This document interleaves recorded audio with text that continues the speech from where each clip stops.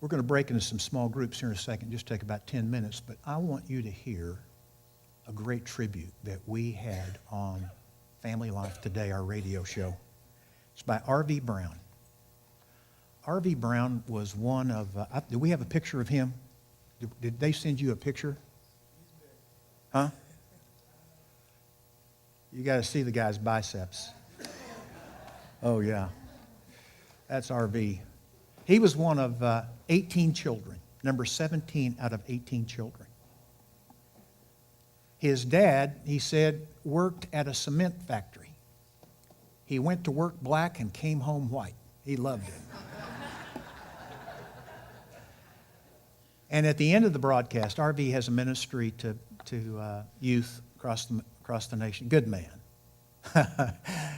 I said, would you like to do a tribute to your dad? He said, I sure would. His dad couldn't read or write. Somehow he memorized the scriptures and quoted it to his son and to his sisters.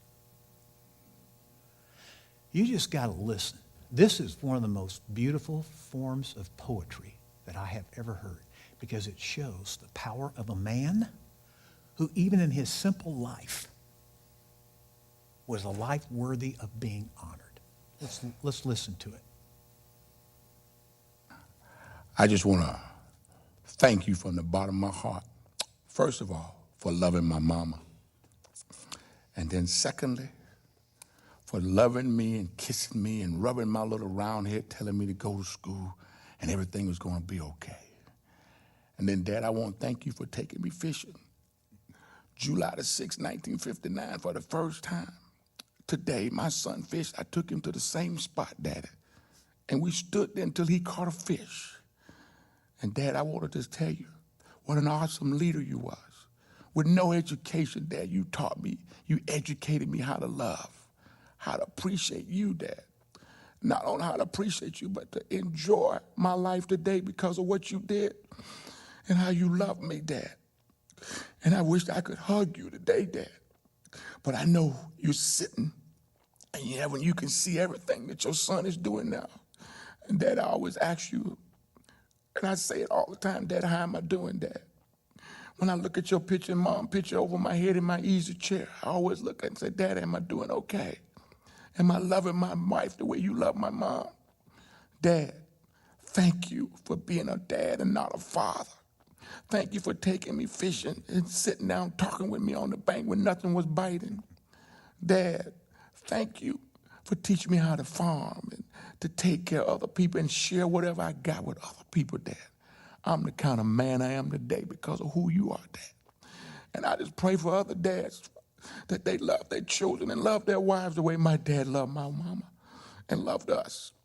Even today, Dad, I'm next to the baby. And I keep the family together, Dad, because once a year, twice a year, I get them all together and we have dinner together, Dad, just like we did at your house on New Year's, Dad. Thank you, Dad and Mom, for being who you are.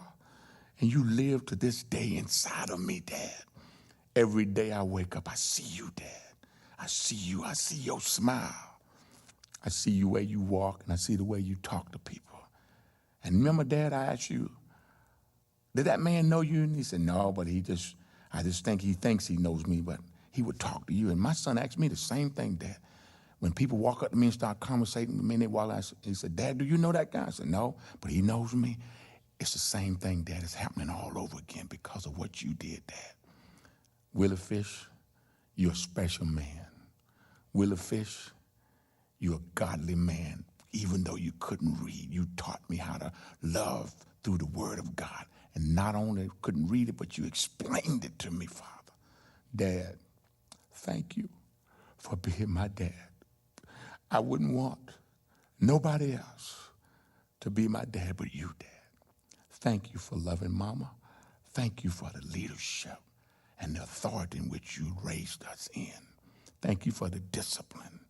And most of all, Father, I want to thank you for that hug and that kiss and that little rub my little round head and say, you're going to be okay, son. Dad, I love you. And one day I'll spend eternity with you. Thanks,